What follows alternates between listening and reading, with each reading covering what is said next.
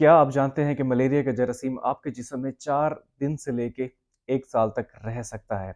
यानी कि वो 4 दिन के वक़्फ़े के बाद से लेके 1 साल के वक़्फ़े तक किसी भी वक़्त आपको बीमारी का शिकार कर सकता है।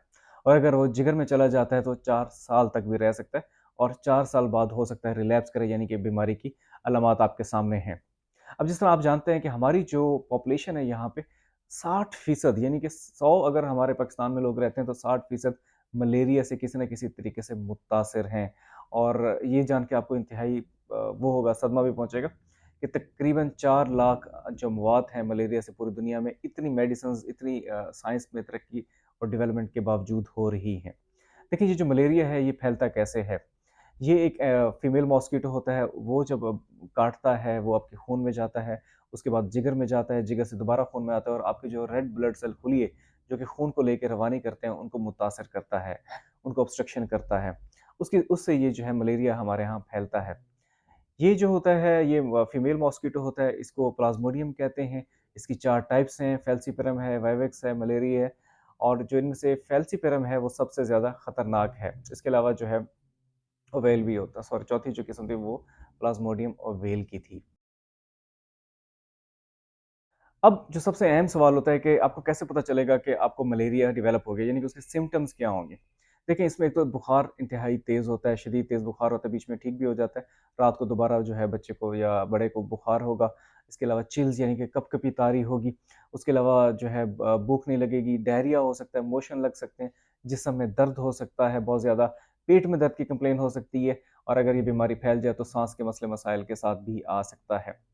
तो अगर मलेरिया हो गया, अब आपको कैसे, आप इसकी जाँच कैसे करेंगे? देखिए, उसके लिए आप डॉक्टर के पास जब जाते हैं, एक तो हिस्ट्री लेंगे, सिम्पटम्स लेंगे, उसके साथ-साथ एक सीबीसी का टेस्ट होगा जिसमें प्लेटलेट देखेंगे कि आया वो कम तो नहीं हो रहे, हेमाटोक्रिट, एचसीटी देखेंगे, उससे हमें अंदाज़ा हो सकता है खुदा ना खास्ता हमारे अंदर जो है जिस्म में कहीं ब्लीडिंग तो नहीं हो रही। और अगर फौरी आप जानना चाहते हैं तो मलेरिया पैरासाइट का टेस्ट होता है जो 15 मिनट के अंदर जो है उसकी रिपोर्ट आ जाती है और वो कन्फर्म हो जाता है कि आया मलेरिया है या नहीं। अब बात करेंगे इसके इलाज की, ट्रीटमेंट की। देखिए, अगर हम इसका इलाज बर वक़्त शुरू किया जाए तो बहुत सारी कॉम्प्लिकेशंस और अमवात से रोका जा सकता है। इसकी ट्रीटमेंट जो होती है मोस्टली सिम्प्टोमेटिक होती है और साथ इसके कुछ अद्वियात होती हैं जिसमें आर्टीमेथर या प्रिमाक्विन है या उसकी कॉम्बिनेशंस में भी दिया जा सकता है। वो जो डॉक्टर हज़रात हैं वो ये देखेंगे कि कौन से प्लाज़्मोडियम की टाइप है जो आई है या फिर उसके साइन सिम्पटम्स या हिस्ट्री के हिसाब से वो आपको तजवीज़ करेंगे। उसके अलावा उसको फ्लूइड्स देना होता है अगर ज़रूरत हो तो। और कॉम्प्लिकेशंस यानी कि जो अमवात से बचाने के लिए इसका बर वक़्त इलाज बहुत, बहुत, बहुत ज़रूरी है। उसके अलावा एक और सवाल बहुत सारे लोग पूछते हैं कि आया ये सिर्फ़ मच्छर के काटने से होता है या वैसे भी फैल सकता है? देखिए, ये वालदा से बच्चे को भी जब बच्चा पैदा होता है और वालदा को था तो उससे भी हो सकता है। इन्फेक्टेड ब्लड से हो सकता है, यानी कि एक सिरिंज किसी पे आपने इस्तेमाल की, मलेरिया जिसको था, उस मरीज़ के सिरिंज किसी और पे इस्तेमाल करेंगे, उससे होगा। ब्लड प्रोडक्ट्स, आपने खून लगवाया लेकिन उसकी सही तरीके से स्क्रीनिंग नहीं की, उससे भी ये हो सकता है, यानी कि खून के ज़रिए भी ये फैल सकता है। जो मलेरियल अटैक हम एक टर्म यूज़ करते हैं वो क्या होती है कि सिम्पटम्स आते हैं, ठीक हो जाते हैं, यानी कि उसको बुखार, तेज़ बुखार होता है, कँपकँपी होती है, सर्दी लगती है, जिस समय दर्द होता है बीच में वो सुबह ठीक हो जाता है, शाम होती है तो दोबारा जो है उसको यही सिम्पटम्स आना शुरू हो जाते हैं। ये मलेरियल अटैक होता है और ये एक अच्छा क्लिनिशियन या अच्छा फिज़िशियन है, वो इसको समझ जाता है कि ये मलेरिया की वजह से हो रहा है, उसका टेस्ट करवाता है और उसका बर वक़्त इलाज करता है। अब जैसे कि मैंने आपको पहले बताया कि इसकी कॉम्प्लिकेशंस जानलेवा हो सकती हैं। इसके क्या कॉम्प्लिकेशंस हैं? देखिए, एक टर्म यूज़ होती है सेरिब्रल मलेरिया, यानी कि दिमाग को मुतासिर कर लेता है। उसमें बच्चा कोमा में जा सकता है, झटके लग सकते हैं और अमवात यानी कि मौत का भी बायस बन सकता है। ये बहुत ही खतरनाक होता है। इसमें क्योंकि शुगर लेवल ऊपर-नीचे हो रहा होता है, तो उसकी मॉनिटरिंग बहुत ज़्यादा ज़रूरी होती है।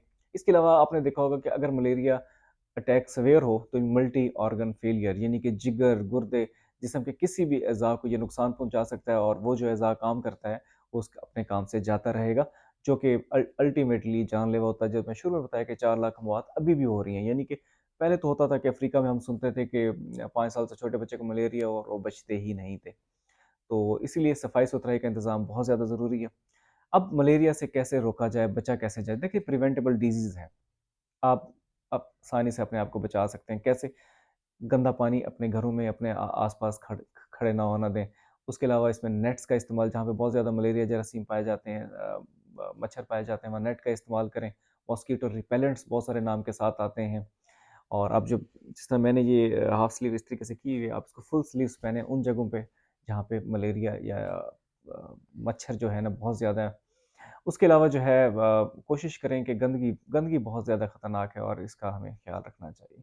प्रिवेंटेबल डिज़ीज़ है, इसका मैं समझता हूँ कि वालिदैन को, आपको, हमें, पूरी कम्युनिटी को एक-दूसरे का सहारा बनना चाहिए। पाकिस्तान में बहुत ज़्यादा केसेज़ हैं। सफाई-सुथराई के साथ-साथ जो पानी हम खड़ा करते हैं, गवर्नमेंट की वो जो पॉलिसीज़ हैं, उन पे लाज़मी अमल करें और नेट्स वगैरह का इस्तेमाल करें। सफ़र में हैं तो मॉस्किटो रिपेलेंट्स का इस्तेमाल करें। अगर बुखार वगैरह हो रहा है, सेल्फ मेडिकेशन से इज्तनाब करें और कोशिश करें अपने अच्छे करीबी डॉक्टर को चेक करवाएँ, ताकि वो बीमारी की तशख़ीस करके उसका इलाज बर वक़्त कर सकें। मैं मैं समझता हूँ कि इस वीडियो से आपके बहुत सारे आपके ज़हन में जो सवालात हैं वो हल हुए होंगे और अगर फिर भी आपके ज़हन में कुछ सवालात हैं तो आप कमेंट सेक्शन में पूछ सकते हैं। बहुत शुक्रिया। Thank you.